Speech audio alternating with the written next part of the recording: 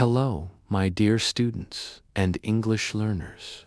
Welcome back to my YouTube channel, your home for slow, simple, and powerful English learning. Today, we are going to learn how you should learn English through short and simple stories. And in this video, we will talk about something very special and very powerful. How stories help you feel the language, not just study it. Let's begin with a simple thought. When you learn your first language, your mother tongue, did you study grammar books? Did you memorize word lists? No.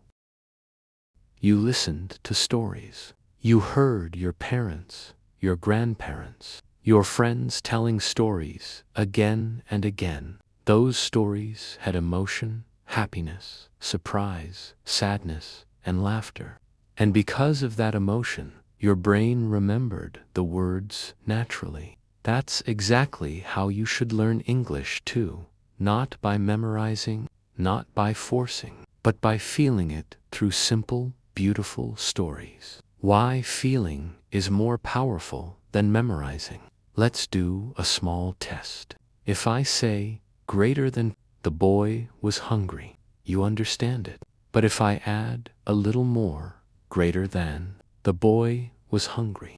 He looked at the empty plate, his stomach growled, and he whispered, "I wish I had some food." Now, tell me, what do you see? You can see the boy. You can hear his stomach growl. You can feel his hunger. That's how your brain works.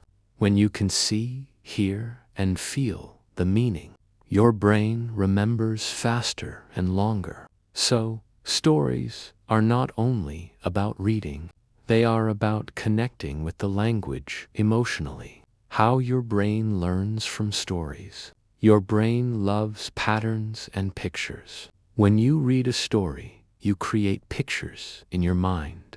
Those pictures connect with emotions, and that builds strong memory. If I tell you this story, a young girl found a small puppy in the rain. The puppy was cold and wet. She picked it up, wrapped it in her scarf, and took it home. Without realizing it, your brain learns so many English elements. But you don't even notice you're learning grammar or vocabulary because your heart is busy feeling the story. That's how real learning happens, through meaning, not through memorizing. A short story example. Let's read a little story together and see how many feelings and words you can understand naturally. It was a hot afternoon. An old man sat under a tree. He was tired, but he smiled as he watched the children playing nearby. A little boy ran to him and offered him a cold drink. The old man took the glass, smiled again, and said, "Thank you, my son. You made my day brighter." Now, let's look closely. Do you notice how easily you understand what's happening? You didn't translate word by word. You imagined it. You saw the man, the children, the tree, the drink, and the smile. That's what I mean when I say feel the language. You are not only reading, you are living the moment in English. Why stories are better than grammar rules. When you study English through rules, your mind becomes slow. You start thinking too much. Is this correct? Should I say go or goes? And while you think, you stop speaking. But when you learn through stories, you don't think, you just speak naturally. Because your brain remembers complete sentences, not grammar formulas. For example, if you read the story, "She goes to the market every morning," you naturally remember the pattern, she goes. Later, when you want to talk, your brain automatically says, "she goes," not "she go." You don't even need to think. That's the magic of learning through stories. How stories help with real-life English. Think about real conversations in English. People don't speak in rules, they speak in stories. Everyday life is full of small stories, such as, I was cooking and suddenly my phone rang. Yesterday, I met my old friend at the park. When I was a child, I loved to play in the rain. These are all mini stories. When you tell or listen to such small stories daily, you automatically build the habit of thinking in English. And thinking in English is the real key to fluency. The emotional power of stories. Emotion makes learning strong. If you feel something while learning, your memory becomes sharp. Let me give you another example. A poor man worked very hard every day. One night, he saw a little cat crying near the road. Even though he was tired, he picked up the cat, gave it milk, and let it sleep beside him. The next morning, the man smiled. The cat purred and followed him everywhere. Now, even though this is simple English, you can feel kindness, love, and care. That emotion connects you with the words, because emotion plus story equals permanent memory. Why repetition in stories works like magic. In stories, some words repeat again and again, and that's good. For example, in a story about a girl and her cat, you may hear cat 10 times, run 5 times, happy 3 times. That's how your brain remembers naturally. Every repetition makes the word more familiar, more comfortable, more automatic. That's why listening to the same short story every day for a week is better than reading 10 new stories once.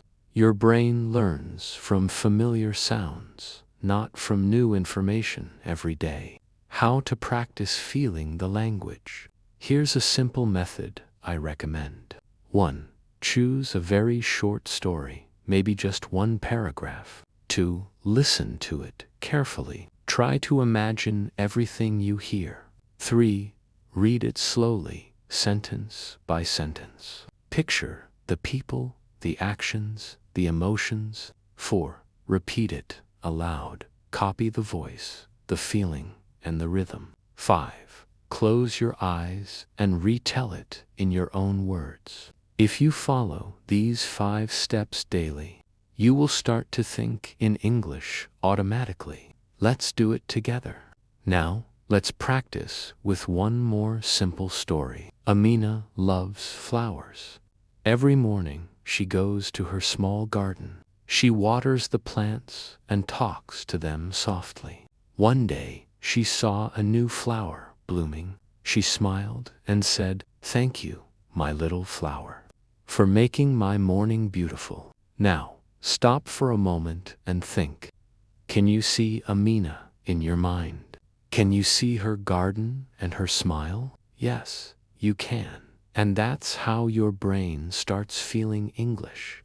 Next time you see flowers, your mind may remember the word blooming because you saw it in a story. Real life connection of stories. Every time you feel the story, your brain connects it with your life. So when you see something similar, your English memory becomes stronger. For example, if you once read, "It was raining and the boy forgot his umbrella," then one day when it rains near you, your mind will automatically think in English. "It's raining. I forgot my umbrella." That's when you know you are starting to live English, not just study it. Build your habit of listening and reading stories. Start small. Read or listen to 1 story each day, even if it's just 5 lines. After 1 week, repeat them. After 1 month, you'll feel the difference. You will understand more words, speak more confidently, and think in English naturally. You'll no longer need to translate, because you'll not just know English, you'll feel it. So, my dear learners, remember this. Grammar rules can teach your brain, but stories touch your heart. And when your heart learns, your mouth speaks fluently. So, from today, promise yourself, every day, I will listen to one short and simple story in English. I will not just read it, I will feel it, imagine it, and live it. If you do this every day, soon you'll realize you are not learning English anymore. You are living English. So, viewers, we are talking about how stories help you learn and remember vocabulary easily and naturally. When many students try to learn English, they take a notebook and write hundreds of new words. They read them again and again, but after some days, they forget them. The reason is simple. The brain does not like to remember single words. The brain remembers words that are connected with meaning and feeling. That is why stories are powerful. When you read or listen to a story, you do not just learn a word. You learn how it is used. You see it in real life. You feel its meaning. Let us take an example. Greater than. Ali woke up late. He looked at the clock. He jumped out of bed and said, "I am late for school." He quickly brushed his teeth. He grabbed his bag and ran outside. From this small story, you can learn many new words and actions, like woke up, looked, jumped, brushed, grabbed, and ran. You can also see how they connect. You understand that they all happened one after another. You did not memorize them. You understood them in action. If you had studied the words alone, you would have tried to remember them one by one. But when you read them inside a story, your brain builds a picture. You can imagine Ali running with his bag. You can see him brushing his teeth. That picture helps you remember without effort. Another example. Datu. It was raining. A little girl opened her umbrella. She walked carefully through the puddles. She saw a cat hiding under a car. She smiled and gave the cat a small piece of bread. Here you learn the words raining, umbrella, puddles, hiding, smiled, and piece of bread. These words come alive because you can imagine the girl and the cat. You can feel the rain and the kindness. You are not studying the words. You are living them. When you listen to such short stories again and again, your brain starts to remember common words automatically. Words like walk, run, look, say, make, take, go, come become part of your natural memory. You do not need to force them. They become part of your speaking. This is how children learn their first language. They listen to stories every day. They hear the same words many times. Slowly, those words become easy and natural. You can do the same with English. Choose short stories with easy vocabulary. Listen to them many times. Read them aloud. Try to repeat the sentences without looking at the text. Imagine the pictures in your mind. When you can imagine, you can remember. So, remember this rule. Never study a word alone. Always study it in a story. Because every story gives life to words. And when words have life, they stay in your memory forever. Thank you for watching Linguaboost. In the next part, we will talk about how stories improve your speaking and pronunciation. Keep learning and keep feeling the language every day. Stories help you improve your speaking and pronunciation in a very natural way. When you listen to a story in English, you are not only learning words, you are also learning how those words sound together. You hear the rhythm, the tone, and the emotion. You learn how native speakers pause, how they stress words, and how they connect them. Many students study grammar, but they still find it hard to speak. The reason is that grammar does not teach the sound of English. It teaches the rule, but not the voice. Stories help you hear and copy that natural voice. Let us start with a small story. Greater than. It was evening. John was walking home. The street was quiet. He saw a small dog following him. He smiled and said, "Are you lost?" When you listen to this story, read slowly. You can hear the soft and friendly tone. You can practice repeating it with the same voice. Say it aloud. It was evening. John was walking home. The street was quiet. He saw a small dog following him. He smiled and said, "Hello, little one. Are you lost?" When you repeat stories like this, your tongue and mouth begin to move smoothly. You learn the natural sound without thinking about it. There is a method called shadowing. It means you listen and speak at the same time.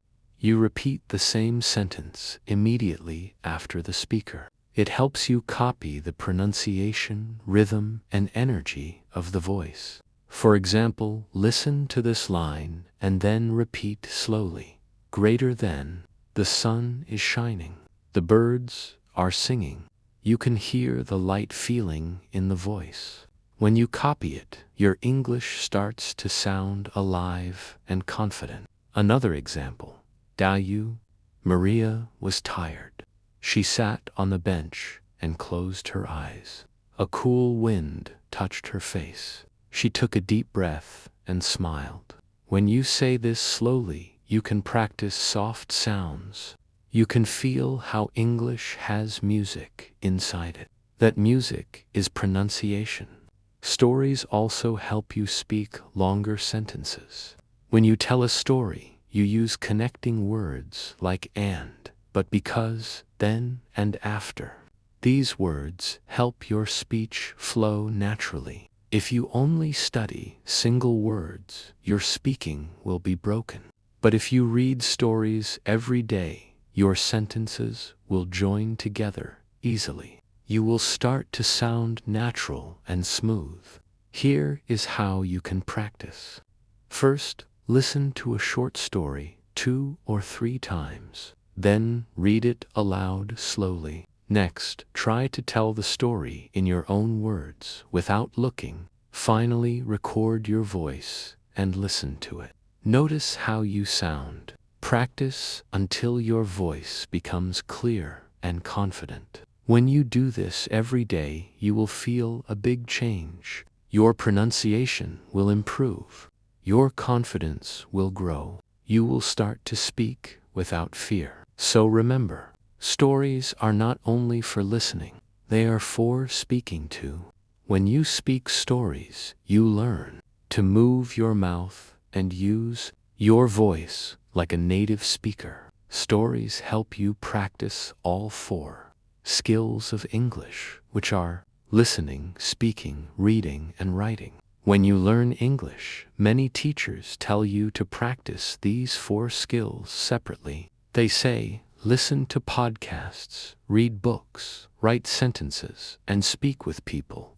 These are all good methods, but when you use short stories, you can practice all 4 skills together in a fun and natural way. Let us start with listening. When you listen to short English stories, your ears start to recognize real pronunciation. You hear how native speakers use rhythm and tone. You also hear how they connect words together. For example, in the sentence, he is going to school, the speaker says, he is going to school. Listening to stories again and again trains your ears to understand English naturally without thinking about every word. Now, let us talk about reading. When you read short stories, you see real English sentences that show grammar in action. You do not study grammar rules. You see how they work inside the story. For example, when you read a line like, "She was cooking dinner when her friend called you," understand how past continuous works. You are not memorizing. You are understanding through context. Next comes speaking. After listening and reading the same story many times, you can try to speak it aloud. You can repeat the dialogues. You can even act them out. For example, if the story says, "Hello, how are you?" you can say it with feeling like the real character. This practice helps you speak with natural expression. You learn pronunciation, rhythm, and emotion without stress. Now we come to writing. When you read or listen to stories, you also get ideas and sentence patterns for your own writing. You can try to write the same story in your own words. You can change the characters or the ending. For example, if the story was about a boy who helped a bird, you can write about a girl who helped a dog. You are still practicing the same vocabulary and grammar, but in your own creative way. This is how one short story can give you full English practice. You listen to it for sound. You read it for meaning. You speak it for confidence. You write it for creativity. Here is one more example. Greater than. The sun was setting. The farmer walked home slowly. He was tired but happy. He looked at his field and smiled. From this small story, you can listen to pronunciation. You can read it to understand meaning. You can speak it aloud to feel rhythm. You can write your own ending, like the next day it rained and his plants grew quickly. So you see how one simple story gives you everything you need. You do not need many books or lessons. You only need one story and practice it in 4 ways. That is the magic of learning through stories. Thank you for watching this video.